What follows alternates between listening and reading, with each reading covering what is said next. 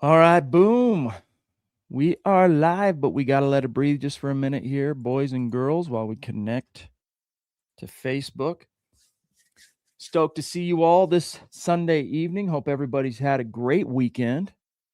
And we are good. Welcome in, everybody. It is the Mile High Huddle podcast. I'm your host, solo tonight, Chad Jensen. My pard, Zach Kelberman, is off this evening. He'll be back tomorrow, though, so let not your hearts be troubled. We got plenty to talk about, though. I mean, we got some, I wouldn't quite call it rumors about Troy Franklin being traded. It's more like chatter and speculation. Could he be traded? But, the other guy to think about, and credit to our buddy Jeff Cohen. I don't know if he's in the chat tonight or if we'll see him, but he brought this to my attention with the Nuggets game today. Marvin Mims Jr. doing some altitude TV, popped in, gave his reaction to the Jalen Waddle trade, which I thought was very sincere, genuine, and should make everybody kind of think twice. But even Marvin Mims, let me put it this way. We'll get to it. I'll see if I can't do a little bit of share screen. I'll send it to Mr. Producer and he can put it up on screen here in a little bit. But everybody, I think, if your name's not Cortland Sutton or Jalen Waddle, I think everyone's a little bit unsure exactly what this whole thing really means for them. And not even necessarily like, oh my gosh, does that mean I'm gone? But just like, even how do I fit into this thing? So we'll talk about it. Some hellos real quick. We got Mike, first comment in the chat, dear member Mike Thompson. What's up, brother? We got Raj, the string guy, saying good evening. Just got the garden plowed for my wife before the weather turned cold and windy again. You're a good husband, buddy. Yeah, spring cleaning. We've been doing a lot of that stuff. But gallbladder surgery on the 31st. Oh, you're about a week out. That's gnarly. I know a few people that have gone through that, and for some of them, it's been like easy peasy, no big deal. Some of them, it's been a little bit more involved. So fingers crossed that you're the easy peasy guy, Raj, on all that stuff. So shout out. We got Pearl. Yeah, not a bunch happening, but we got some stuff cooking. Pearl says, I saw a report that the Broncos had a Zoom conference with a tackle from Washington that's from Colorado. Yeah, that was from us. That was from MHH, Broncos on SI. Yeah, the story on that, what's his name? Carver Willis. I got to make sure I'm getting his first name right. Yeah, Carver Willis. He was at the Senior Bowl, wasn't he, Scott? Pretty sure he was there, the Washington offensive tackle. Anyway, he had a sit down with Justin Mello of the NFL Draft on SI, one of our sister sites. And he talked about how he's having a virtual meeting with the Denver Broncos. So big offensive tackle, kind of classic situation where he played tackle in college, but is he going to be good enough to play in space like that at the next level? There's some doubts, but he's definitely a guy that's going to hear his name called. It's just a matter of not only where and when, but like how is he? What's his NFL role? So there's a story up. You guys go check that out. Carver Willis going to be meeting with the Broncos. One of, they're going to meet with virtually in between their top 30s, close to 100 prospects. So Kirsten jumping in. What's up? Another dear member saying, so I was talking to another musician that I went to see over the weekend. She said it already was her 44th show of the year. I've only played 17 shows so far. Yeah, that is a lot. That's someone that's doing some hard work. That is for sure. Good to see you, Kirsten, and glad to hear you're out there playing some shows. That's dope. All right, here's what I was talking about Marvin Mims with altitude, talking about his role and really just reacting to Jalen Waddle. You could tell he's maybe a little bit shook. Well, the good news is Bo's going to come back healthy. Yep. The majority of your team's going to come back. The Broncos just signed Jalen Waddle, and we were talking before this, you can never have enough talent on the team. How did you react when you saw that trade? Yeah, for sure. I think it really surprised me, just bringing in a guy like that. But, I mean, if you look at his career ever since high school to college to now, I mean, he's just an explosive playmaker. And I think offensively, we always need more playmakers. I think it'll be a really fun to watch, so we'll just see how it all comes out this season. Do you ask yourself, what does that mean for me, since you guys are essentially the same type of player? Yeah, a little bit. It's just interesting to see how I'll fit in the offense. But at the end of the day, just for me, the past 2 years, I mean, the thing I've taken pride in is being able to play running back, be a returner, be a receiver. So any way I can affect the game, I'm happy to go out there and do it. Yeah. So there you have it. He was surprised, right? He was surprised, A, and B, he's like, yeah, I'm not really sure exactly where I'm going to fit. And yes, we are kind of similar type receivers, although Jalen Waddle's a significantly more accomplished NFL wideout. And I think there's room for both of them. I think especially for this new vision offense that has a guy like Davis Webb calling the plays, they could be dangerous together. So we'll see. Patrick, what's up, dude? Aloha. Right back at you. Big dog. Hope you're doing well in paradise. But what do you guys think? I mean, you saw Marvin Mims. I'm going to write up a story on this after the podcast tonight. But yeah, I mean, Rodney's saying, I love Marvin Mims, especially that Bengals game in 2024. He put on a show. Yeah, that, a good example of the Broncos still kind of growing. 2024, they go to overtime. Couldn't quite figure out how to win that one. Lose to Joe Burrow and the Bengals, but he was pivotal. Without Marvin Mims, it doesn't go to overtime. He had the earlier touchdown over the top, nice deep ball. And then I can't remember, was it third down? It might have been third or fourth down. Either way, it was a gotta-have-it situation. Bo Nix flushed out, 25, 30-yard line, maybe even a little bit deeper than that. Flushed out right. Marvin Mims double covered, but Bo sees a window and he chucks it. Marvin goes up, grabs it, comes down, contested, caught, touchdown.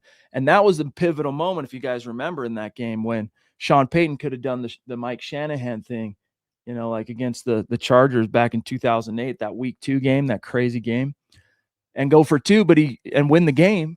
But he chose to play for overtime and ended up living to kind of regret that. But Marvin Mims, look, that's why going into 2025, we were so excited about what the future could hold for Marvin Mims in this offense. Started kind of thinking about him as more of like a surefire receiver, not just a role player.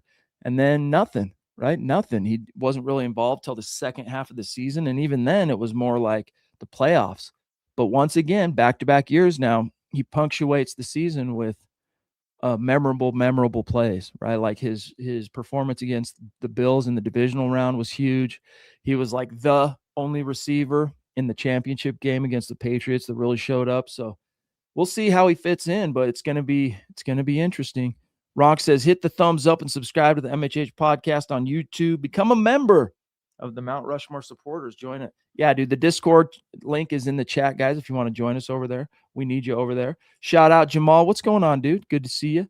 All these awesome members in the house tonight. I love it. Storm, what's going on, buddy? Sup, MHH peeps. Happy Sunday. Yeah, so the main storyline around tonight we're going to talk about here in a second, and that is PFF. We're reaching that kind of lull in the news cycle. The major waves of free agency are officially in the books. So, it's like, all right, how do we keep the conversation going? Talking about the Broncos. Well, PFF, they released their post-free agency power rankings, and we're going to talk about exactly where the Denver Broncos found themselves checking in there. But first, guys, before we get to that, real quick, listen, March, hey, the tournament's back. Upsets are inevitable, and Underdog, guys, is still the best place to get in on all that action. And if you're not on Underdog, you're in luck, because new customers score $50 in bonus entries when you play your first $5. And it's easy to play on Underdog. You just pick whether the players are going to go higher or lower on stats like points, rebounds, and if you get your picks right, you could end up winning 5,000 times your cash. Plus, there are new promos dropping daily in the Underdog app. So, guys, Underdog, so much fun. You get the opportunity to watch some March Madness while winning money. I mean, it's a slam dunk. So download the Underdog app today. Sign up with our promo code MHuddle to score that $50 in bonus entries when you play your first $5. Again, that's our promo code MHuddle. Millions of fans have already won billions making picks on Underdog. Will you be next? 18 plus, 19 plus in Alabama and Nebraska, 19 plus in Colorado for some games, 21 plus in Arizona, Massachusetts, and Virginia, and present in a state where Underdog Fantasy operates. Terms apply. See assets.underdogfantasy.com/web/play and get terms _DFS_.html for details. Offer not valid in Maryland, Michigan, New Jersey, Ohio, and Pennsylvania. Concerned with your play? Call 1-800-GAMBLER or visit ncpgambling.org. In New York, call the 24/7 HOPE line at 1-877-8-HOPE-NY or text HOPE-NY 467-369. All right, so yeah. So the Denver Broncos check in on PFF's post free agency power rankings. The Broncos check in. You guys are going to love this. If you haven't seen the article already, they check in at number 12. All right. And obviously it was these rankings were pretty heavily weighted by Mason Cameron of PFF, how he perceived teams, either, competitor teams, improved or didn't during free agency. In other words, the ones that really used free agency to try and take some steps forward, they seem to get a lot more love in the rankings than the Broncos, who, let's face it, they did finally make a splash play, but I mean, it's still been a really unique, maybe unprecedented is now a little bit too strong, but it's been a curious approach to the offseason. And this is what he wrote, quote, "The Broncos were reserved through the first week of free agency, opting to prioritize their own pending free agents as opposed to adding new talent. Not all were able to be retained, as John Franklin Myers cashed in on a strong showing over the past 2 years in Denver. The real splash didn't come until this week with the trade to acquire former Dolphins receiver Jalen Waddle, giving quarterback Bo Nix a highly efficient pass catcher who is ranked in the 88th percentile in yards per route over the past 3 seasons." So that's all he wrote. And it doesn't really justify where he drops him. 12, though, guys. I mean, this is one of the final 4 teams in the NFL this last season, right? And he's going to drop him 12. He's got teams like the Chargers, the Texans ahead of him. So kind of curious. But because it's PFF, it's like, hey, we'll write it up, get the conversation going. But should we be surprised? And what I'll say is like, hey, man, it's the Broncos. I would prefer to see the Broncos still being slept on, still being overlooked somewhat, than going into a season where it's like, okay, guys, here's the new kings or one of the new kings of the AFC West that everybody's got to like gear up to vanquish. I rather them kind of fly beneath the radar. Papa Bear, what's going on, big dog? Great to see you. A dear member, a Mount Rushmore superstar, every single night throwing down a super chat and supporting not only as a member, but through super chat. So thank you, big dog. You know, we appreciate you. He says, "Good evening, Broncos country. Hashtag God bless the USA and let's go, Bo." We definitely need both those hashtags with what's going on right now. So thank you, big dog. Really, really appreciate you. We also have George Fox saying, "Do you see us doing another trade before the draft?" Broncos for life, MHH for life. Hit the thumbs up, guys. Well, that's hard to say because trades, first of all, we kind of saw something like this coming, or at least we heard all the rumors and there was a lot of smoke dating all the way back to last fall, especially with how quiet they were that first week. We all kind of felt there might be something coming, but trades by nature, they kind of come out of left field unless it's right up against the deadline. Then you expect to see some things happen. You're never sure exactly what dominoes are going to fall, right? Even against the deadline. But before the draft, no. I could see some stuff happening during the draft, though. And George Paton is very well known for making draft day trades, not just moving up and down the board, but, John Franklin Myers was draft day. I think Zach Wilson, if memory serves, the quarterback, was draft day. So what I'll be curious to see is if any of the receivers below Cortland Sutton and Jalen Waddle are going to generate any interest, because it's kind of crazy to think, when I was writing this article up about Troy Franklin and just some of the trade chatter yesterday, I had to remind myself, I'm like, well, first of all, I go, what could he feasibly be worth in a trade?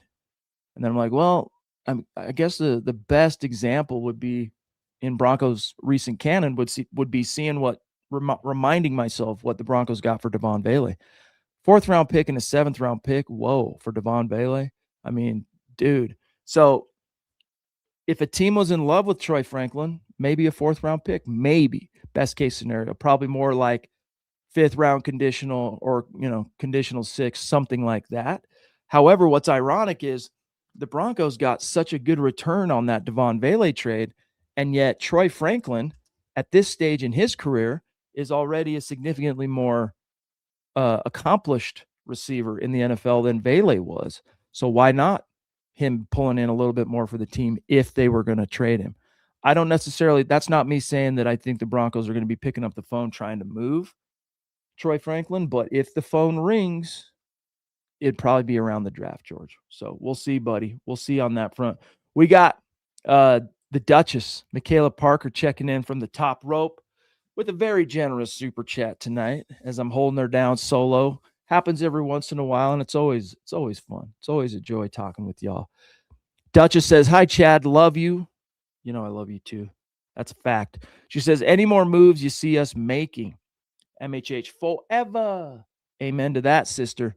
Listen, there's moves that I would like to see the Broncos make, but this particular offseason kind of has me a little bit off kilter on feeling confident in my reads, because like most of the time it's pretty clear. Like if you're seeing something from a roster weakness perspective and it seems pretty evident from the outside, not always, but more often than not, you see the team doing things that kind of correspond to that. And you're like, yeah, okay. Right now, there's still some obvious what ifs on this. If they had to go to war tomorrow, like they needed that third linebacker that has a little proven sand in his drawer, so to speak. Are they fully confident in Uwazurike and Savion Jones basically kind of tag teaming that starting role that John Franklin Myers had? And if not, well, you got to make a move there. Tight end, I am still utterly dissatisfied. I'm fine with Evan Ingram. I just hate everything but Evan Ingram. So, specifically at blocking / wide tight end guy like David Njoku. Last I checked, unless you heard something, Scott, before we went live here. In fact, I'll just do it real quick. I might as well while I'm live, so I don't say something that isn't true. Yeah, he's still available, still out there. So these are moves that I would like to see the Broncos make. The question, Michaela, is, do I now reasonably believe that they will? And now I really don't. I don't think so. I think that they are a lot higher on Adam Troutman to fill that Y role once again, and they're excited to see what they can get out of Evan Ingram in year 2. Running back, they're fully stoked on RJ coming back for year 2, and J.K. Dobbins coming in on that new contract and being healthy and having the whole offseason in the strength and conditioning program and really taking advantage of that to hopefully stay on his feet for the whole season. Although I still think it'd be good to add one more guy out there just to give the Broncos some first and second down flexibility in the event that J.K. Dobbins suffers another unfortunate injury or misses any time whatsoever. So we'll see. We'll see, Michaela. And I'll ask you the same. Do you see any other moves coming down the pike? Because I think it ends up being the draft where some of this stuff happens. Gene William, brother, good to see you, big dog. He's saying, "What's up, my friend? Hope your night is going great." By the way, some dudes can rock the cowboy hat with aplomb. Some dudes can't.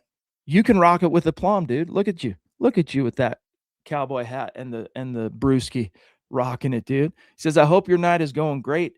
Alvin Kamara and Von Miller are going to be in Denver by the start of the season." So there's some options for you, Michaela. Look, Alvin Kamara, I think every last 3 shows I've done, maybe last 4 shows I've done, Kamara's name has been brought up. And look, first things first, he's still under contract. They haven't released him. And they would have some pretty gnarly dead money if they do release him. So I kind of don't expect him to. In other words, if you wanted Kamara, you'd have to trade for him. And what are you going to give up? You're already sans a first rounder. You're sans a third rounder. You do have a second round pick, but do you want to give up a second round pick, Gene, for a 32-year-old running back? And I get it. He's been a Pro Bowler. He's been prolific, and his best years were with Sean Payton. But 2 years ago, before the 2024 trade deadline, during the season, it made a lot more sense. He was almost 30, not quite. So he's still barely in his 20s. And the Broncos did not have RJ Harvey at the time. They did not have J.K. Dobbins. They could have really have used him.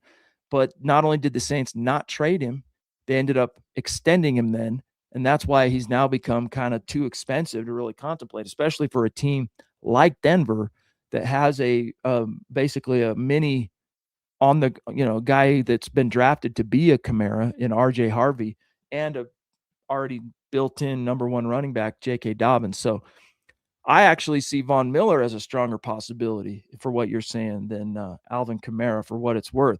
Now, if we're going to talk about Saints, their defensive Their defensive lineman, Cam Jordan, that's a guy that I think the Broncos would be wise to check in on, just because, again, you got that hole, the JFM hole, and you got a couple guys that you're prepared to perhaps rely on, but do you really want to have to rely on them? Maybe go get a guy that's got some proven experience in the tank. Michaela jumping in again. Love you, Michaela. You got to let us know. Drop a 1 in the chat if you saw the thing I played at the top of the show about Marvin Mims with Vic Lombardi on the altitude, where he talked about his reaction to Jalen Waddle. So with a very generous second super chat, Michaela says, I keep on hearing trade rumors for both Franklin and Mims. Any truth to that you hear? First of all, no. And at this point, I kind of mentioned this at the top too, but it's not so much rumors, Michaela, as it is kind of chatter and speculation, which there is a difference. You might say, you're kind of splitting hairs on me here, Jensen. But rumors, it usually stems from somebody who is credibly in the know, floating something out there. I heard from this, I'm hearing this, I'm hearing that. That's a rumor. Then you have verified reports, and then it turns into a real story. What we got right now, Michaela, is, well, what are the implications? In comes Jalen Waddle. What does it mean for Troy Franklin? What does it mean for Marvin Mims? Could either of them be expendable? Could the Broncos be looking to maybe make back some of that draft capital they spent acquiring Waddle by trading one of these guys? So here's the thing. If you put me in a corner, gun to my head, whatever, I would prefer to see Mims stick around, not just because of what I believe he can do that is so unique as a receiver, but obviously his special teams returner stuff. But Franklin, he's also Mims contract year. So you got to think about that, I guess, in the equation in terms of his value. But I don't know. There's a long-winded way of me saying it's chatter at this stage. There may be some truth to it in the sense that, like, these guys are now on a little bit different footing than they were. But it really comes down to, are the Broncos really looking to shake things up that much with their receiver room? Because those guys combined for whatever it was, something like 1,200 yards last season. So we'll see. Right now it's just chatter. But if you haven't checked out the Marvin Mims interview it's just a real short 30-second blurb that he did with Vic Lombardi. Maybe we'll play it again at the end of the episode for those who maybe weren't there at the top of the show. Yeah, Kirsten saw it, Ronk saw it. So we'll maybe play it one more time at the bottom of the show. If not, it's on my X account at Chad and Jensen. 97, Eric, what's up, dude? Thank you for the generous super chat, big dog. He says, Broncos country, roll tide roll. I'm happy to get Waddle because it's that explosive piece we needed to get over the hump. I keep doing a mock draft with the Texas Tech linebacker Rodriguez, Jackson Jr., the defensive tackle, and then the tight end Trigg or Jolie, and the running back Adam Randall. Yeah, all those guys are interesting in their own right. The thing about Jolie is he can't block, so keep that in mind. Randall, he's a converted wide receiver, still kind of learning the ropes at running back. Scott and I check him out in person for a few days at the Senior Bowl. He was interesting, but yeah, I mean, you're not wrong about the whole roll tide roll thing. In fact, that just reminded me of something. Luca Evans of the Denver Post, who does really, really good work. So shout out to him, but he had a nice piece today, Sunday read type thing on the Jalen Waddle trade and just kind of getting insights from different folks. And I'm seeing if I can find this real quick and easy, but while I'm also talking off the top of my head. But he got a awesome quote from Patrick Surtain Sr. Here it is. I found it. So Surtain Sr. was on the Dolphins coaching staff as, I don't know, an advisor or maybe an intern. I don't remember. But he was with the Dolphins in 2022. So that was Waddle's second year. And of course, his son and Waddle were such good friends and everything in college and stuff. Like, he knows Jalen Waddle very, very well. So the comment he gave to Luca Evans of the Denver Post was, quote, obviously Jalen is a deep threat with his speed and explosiveness. He can run every route, And I think it's going to be even more scary with Bo's escapability. You're going to see a lot of plays that break down where Jay gets open, close quote. So that's Patrick Surtain Sr. talking to the Denver Post. And I got to tell you, man, I agree with him. There's going to be Bo Nix. That's sometimes he breaks the pocket too early once in a while, right? Like that's one of the criticisms of Bo is that he doesn't stay patient enough. I want to say it was Kurt Warner at the Super Bowl saying that's one of the things I want to see from Bo in terms of his progression is just give it that extra beat or two longer and stick in the pocket, because that's when things in the route progressions really start opening up and you can hit guys and be prolific. But we know Bo, at the first kind of hint of things, he will break that pocket and he'll go either run and pick up yards with his legs or he'll throw on the run. And dude, there could be some big things in store there. So as you say, happy to get him in town. That explosiveness, Jalen Waddle, it's going to pay some dividends. Gene, I appreciate you, dog. He says, much love. I just see Kamara getting cut this year. Just saw the chemistry at that flag football event. So I'll pull it up. I had it up last night. Let me go. Alvin Kamara. Yeah. Hang with me, guys. So we'll do some scratch and sniff so I can illustrate this for y'all. And you can see it, Gene. Now, look, especially in today's NFL, what I'm about to show you doesn't necessarily make it a non-starter, because we've seen like the Broncos do the dead money thing with Russ. We're seeing all the dead money that the Dolphins are incurring. But here is where things stand with Alvin Kamara's contract. So he'll be 32 this season. So he's 31, but he will be 32 during the season. And he's on the books currently for 2026 for a $10.4 million cap number. But if you look at his over here on the right-hand side, all right, the left-hand column shows dead money, right-hand column shows cap savings. So this is if they just cut him right now without a post June 1st designation, they would incur $24 million in dead money. But of course, if they were to cut him, whether it's in the near future or later this summer, they would obviously designate it as a post June 1st cut. They'd still take on $10 million in dead money, and it would only save them $300,000. So what's the incentive is what I'm getting at. What's the incentive if you are the Saints to move on from Kamara unless he had either completely fallen off or was like cancerous or something in the locker room, right? So one other thing here. Let's take a quick look at a reminder at how he did last season, production-wise, with the new coach and the new system.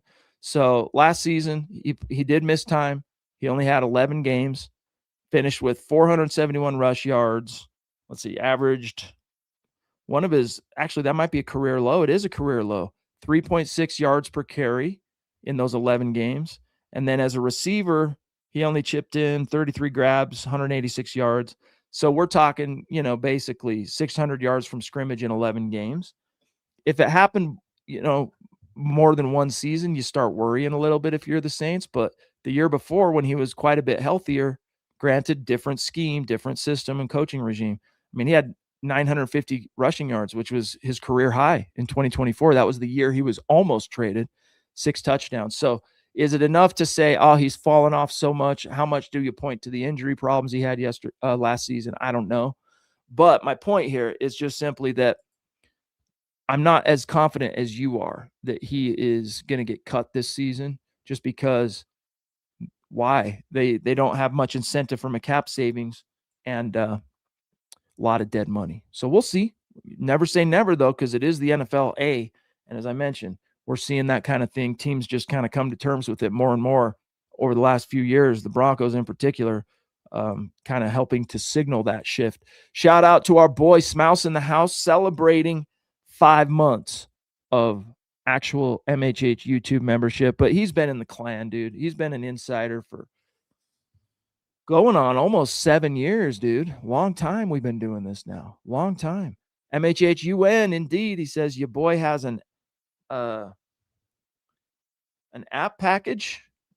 Is that what he's saying? I think, Scott. I don't have Zach with me to help interpret some of this stuff. Your boy has an app package on Apple iOS and almost on Android. So, dude, that's dope. Congrats to you. Grinding, hustling, dude. Proud of you. Super proud of you, buddy. Good to see you tonight, Zachary. Love your grind, man. I love how hard you go after it. Sue Gibson, a dear member, jumping in with a super chat tonight.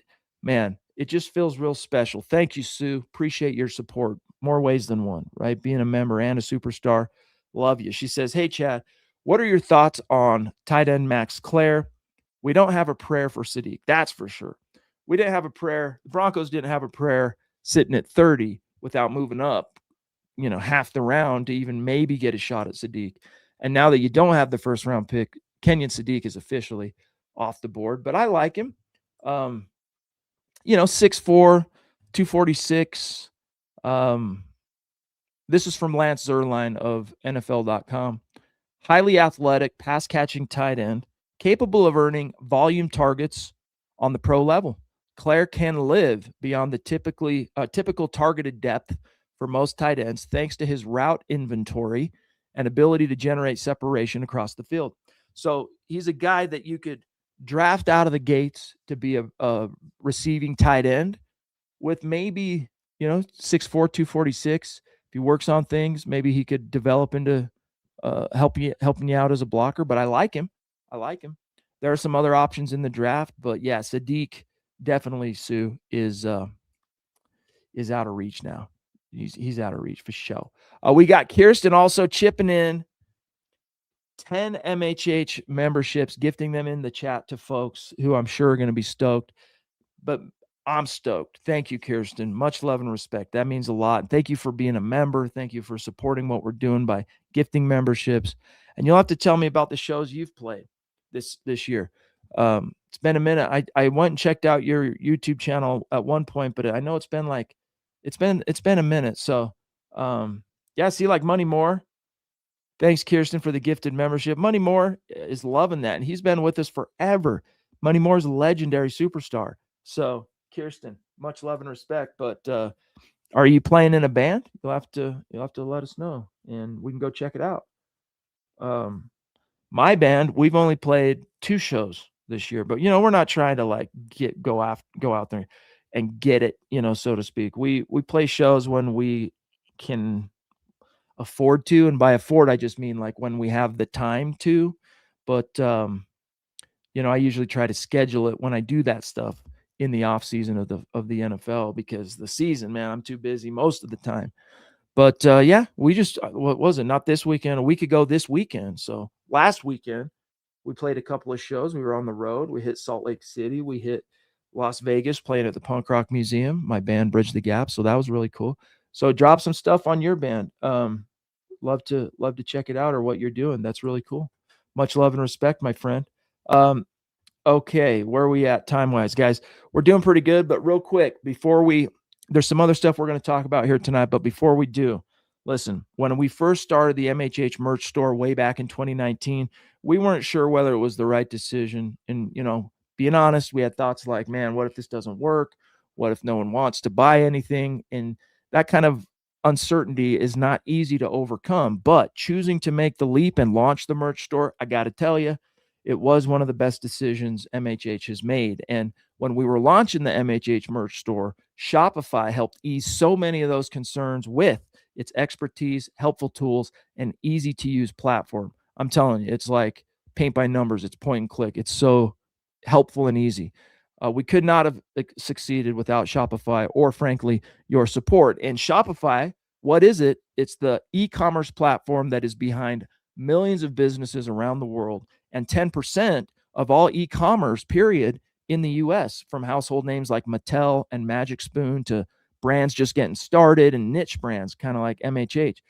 Get started with your own design studio with hundreds of ready-to-use templates. Shopify helps you build an online store that is beautiful, that matches your brand style. And if you're worried that people haven't heard of your brand, Shopify helps you find customers with easy-to-run email and social media campaigns, which I can vouch for, having used them. They work. And, if you're worried about getting stuck or whatever, Shopify is always around to share advice with their award-winning 24/7 customer support. So it's time, guys, to turn those what ifs into cha-ching with Shopify today. You sign up for your $1 per month trial today at shopify.com shopify.com/milehigh. Go to shopify.com/milehigh. One more time, easy to remember, shopify.com/milehigh.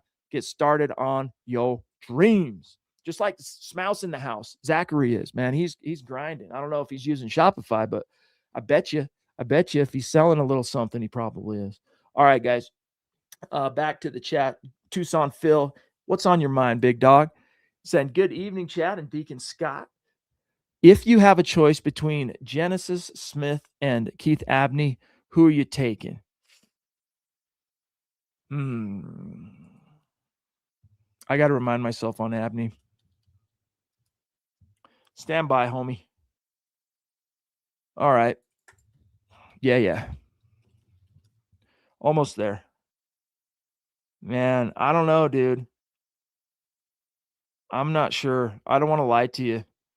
You know, probably Genesis Smith, just because he's more of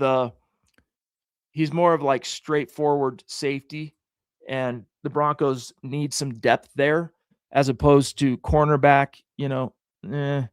I guess you got to start hedging a little bit for Riley Moss's the potential for him leaving after this season. But that's a good question for the hardcore draft guys at MHH, Phil. Like tomorrow morning, if I know they get up early, they're rocking it even earlier these days, Broncos for breakfast. But that's something Nick and Eric could tackle for you in depth.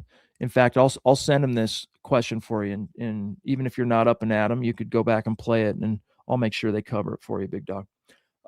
Thank you for the question. Appreciate you. Sue Gibson says, I love your podcast. You guys are the best. Thank you so much, Sue. We love you too. You know this. She says, so happy about Waddle. Your thoughts on Kamara? Look, I like Kamara. I'm just a little bit worried about where he's at age-wise. So as it stands right this second, he's 31, but he turns 32 in July. Pardon me. No. I take that back. He's 30 right now. Why was I thinking he was 32? He turns 31 in July, but still wrong side of 30 either way. And so, last season had a little bit of a hard time staying on the field. The production starts to suffer, but I'm not fully ready to just like draw huge conclusions from that, because the year before in 2024, as we were talking about a few minutes ago, he had some career rushing production anyway, which was followed by a career low, especially in his yards per attempt. So from an efficiency standpoint, you go, all right, is it the age thing? I don't think so quite yet for him, by the way. Is it the new system thing, or was it the injury that caused him to not look so hot? But he had an MCL sprain. That's what happened to him last season, and that was about 12 weeks in. And, it didn't help that the Saints were dealing with, especially that first half of the season, with some pretty gnarly quarterback inconsistency, and that affects everything. Like, yeah, it's not the quarterback running the ball between the tackles, but when the quarterback can't get a first down with his arm, what do teams do? Defenses, they load the box, they make it harder to run because they just don't think you can beat them. And so that was something that obviously affected him. I like him. If he were a free agent right now, different story. I'd be a lot more open to the idea of saying, hey, even though you got RJ Harvey, look, Kamara would be an option. Like, I could sell myself on him by going like, hey, Kamara could step in right away and just like be that guy immediately that Sean Payton is trying to develop Harvey into becoming at some point. And yet, if you do that, it comes at the cost of RJ Harvey's action, and it'll slow down his development. So if the Broncos did not have RJ Harvey right this second, it would make a lot more sense. But when you have RJ Harvey, and RJ did what he did last year with all those touchdowns, and look, I know he wasn't the guy that proved he was ready quite yet to carry the load as the RB1. Hopefully he doesn't have to be that guy this year with JK coming back and all that. So he can just be the guy, RJ Harvey, that is utilized as that weapon in different spots across the field, especially in the red zone. So we'll see, but I'm not too stoked on it. I could talk myself into it if he was a free agent, but if you're the Broncos and you were like hell bent on Kamara, you've already given up a first and a third round pick. Like, are you going to have a draft this year? You got to start wondering about that. So Fun question though, Sue, and thank you. 2 podcasts tonight, or two super chats and 1 podcast, I should say. Thank you so much, Sue. Love you. But guys, I do have to keep it kind of tight this evening. So if you have any burning topics or questions, get them in the chat and we will get to it. I will get to it before we dip out of here. Michaela, is she still in the house with us? Because yeah, she is. So I'm going to show you this one more time in case you might have missed it. This is Marvin Mims doing an appearance today on Altitude with Vic Lombardi. And he's asked about the Jalen Waddle trade. So check it out. Let me make sure we got volume. Okay. Well, the good news is Bo's going to come back healthy. Yep. The majority of your team's going to come back. The Broncos just signed Jalen Waddle, and we were talking before this. You can never have enough talent on the team. How did you react when you saw that trade? Yeah, for sure. I think it really surprised me, just bringing in a guy like that. But, I mean, if you look at his career ever since high school to college to now, he's just an explosive playmaker. And I think offensively, we always need more playmakers. I think it'll be a really fun to watch. So we'll just see how it all comes out this season. Do you ask yourself, what does that mean for me, since you guys are essentially the same type of player? Yeah, a little bit. It's just interesting to see how I'll fit in the offense. But at the end of the day, just for me, the past 2 years, the thing I've taken pride in is being able to play running back, be a returner, be a receiver. So any way I can affect the game, I'm happy to go out there and do it. Yeah. All right. So there you have it. You're seeing that, yeah, he's feeling a little unsettled at this point and wondering what the implications are specifically for him, which, just kind of goes to show and illustrate that when a big splash move is made, whether it's a trade, whether it's a big free agent signing, look, the media and the fans, we're not alone in wondering, what are the implications for the incumbents at that position that are already on the team? He's wondering himself. He's like, geez, what does this mean? She says, if you were ready, jumping in again, by the way, Michaela, 3rd super chat of the night. If you were a receiver needy team, would you trade for Franklin for a 2nd rounder? No. I think the absolute, most desperate here, we just really want Troy Franklin is a 4th round pick. That's probably maybe in some super desperate, oh my gosh, our guy just tore his ACL away from the facility or something. Here's a 2nd round pick. I don't think so, though. I think the best, and it's pretty feasible. You could maybe get a 4th round pick for Franklin. So if a team calls Michaela during the draft, that's something the Broncos probably do, honestly, because look at how disciplined they've been in not making and spending money in free agency just to try and protect that future 4th round comp pick they're hoping to get back or expecting to get back from JFM. Someone calls them up on the phone during the draft and says, here's a 4th round pick for Troy Franklin, and you've got Jalen Waddle. He's out the door. And look, Pat Bryant might end up being that 3rd receiver anyway, even with Franklin still here. Broncos love Pat Bryant. So really interesting questions. And I think the speculation is going to continue all the way up until the draft. So we'll continue talking about this very topic as we kind of close out March here over the next week and get into draft month, April. And the draft will be here before you know it, guys. Just like it felt like, Super Bowl's over, man. We got a month and a half or something till free agency. All of a sudden, boom, it's here. We'll get there. And it's these streams and these conversations that help pass the time and get us there. So thank you. Thank you so much again, Michaela. Love you. Ronk, dude, gifting 20 MHH memberships in the chat. Between Ronk and Kirsten, we got 30 gifted memberships, which is phenomenal, dude. That's so cool. Thank you, Ronk. We love you, big dog. Appreciate you. Everything that you do here at MHH. And I know those folks that got the memberships, they're going to be stoked too. So thank you, pal. I want to give a shout out here before I dip to Marcus White on Facebook. He says, hello, guys. Keep up the good work. Thank you, buddy. Do you think we should look for a replacement for Jarrett Stidham? Ooh, now this is a juicy question. What do you guys think? Because it kind of is a little bit more pressing than you might think, because Jarrett Stidham is now in a contract year. So he's on an expiring contract, 2026. That's the last year on his deal. And we all had these super high hopes that he was going to be able to kind of not miss a beat, the Broncos not miss a beat with him at quarterback in the AFC Championship game.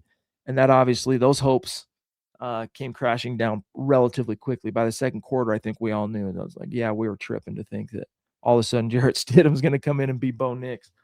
But I digress. The point is, what kind of backup do you need? Before the divisional round, I would say that Jarrett Stidham would have been like, I don't want to approach it that way. You got to look at it a different way now. Bo Nix has shown he can get hurt. He's human. And when he gets hurt, he's your franchise quarterback. So obviously the show kind of comes to a stop when your franchise quarterback goes down. So you got to prioritize it, I think, two different ways.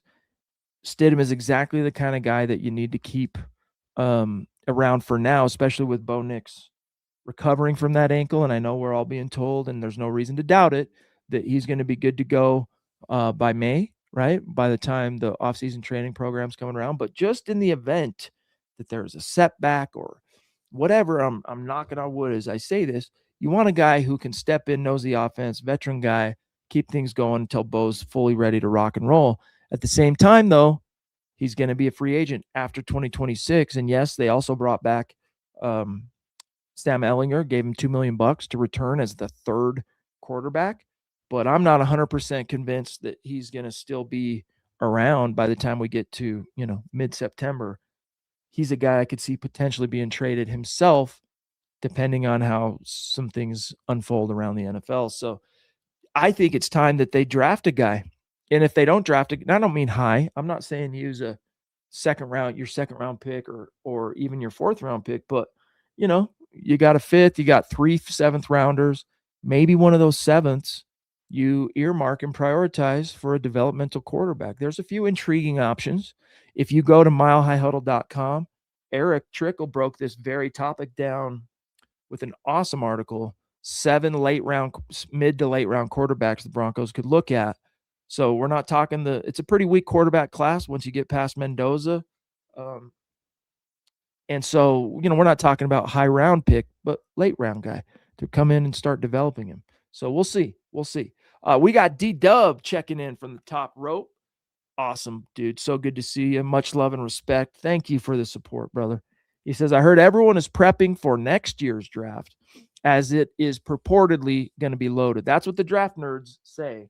That's what Eric says, Nick, all those guys, word on the street. Yeah, everyone's like gearing up for that.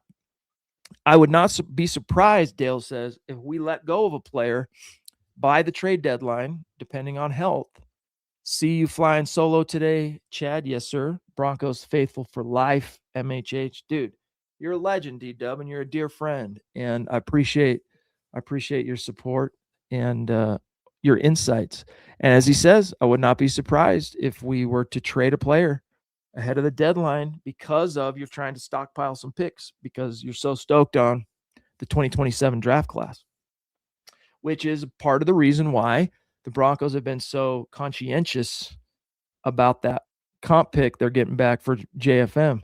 If that class ends up being as deep as everyone thinks it is, a year from now, we're all going to be damn glad they stayed as disciplined as they did because they're going to, reap the rewards in the draft 2027 when it's a deeper class. So we'll see. But, there's also that part of me, Dale, that can't help but wonder. It's like, well, Bo Nix, he's only young and cheap for a couple more years. So, yeah, I get it. Next year, this draft is going to be deeper draft and all, but you got fish to fry this year. Do you have the horses? And I think they do for the most part, but they can't be done. You let go of Dre Greenlaw. You saw last season that they needed all 3 of those linebackers in the rotation.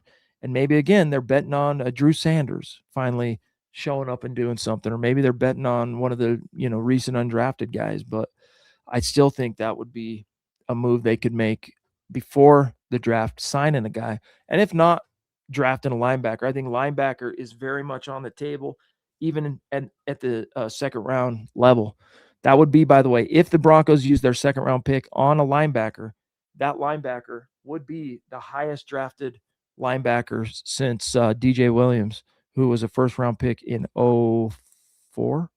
So they don't usually draft them high, is my point here at linebacker. But there's going to be some guys right in that window where they're at the second round and they don't have a third now, where they might not want to wait and risk a guy they like not being there in the fourth. So we'll see. But D-Dub, love you, buddy. Thank you so much for your support, big dog.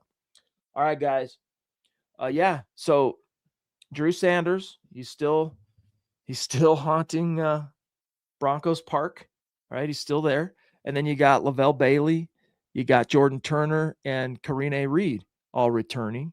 Two of those guys were undrafted rookies last year, and then Bailey, of course, was undrafted the year before. So D-Dub, one last super chat saying, and thank you, bro. Seriously, your guys' generosity, I'm telling you, man. There's nothing like it. There's nothing like it in the sports realm. Thank you so much. Love you. D-Dub says, haven't drafted yet, but already deep at cornerback and receiver. Who knows what the roster looks like in September? Good takes. Yeah, very true.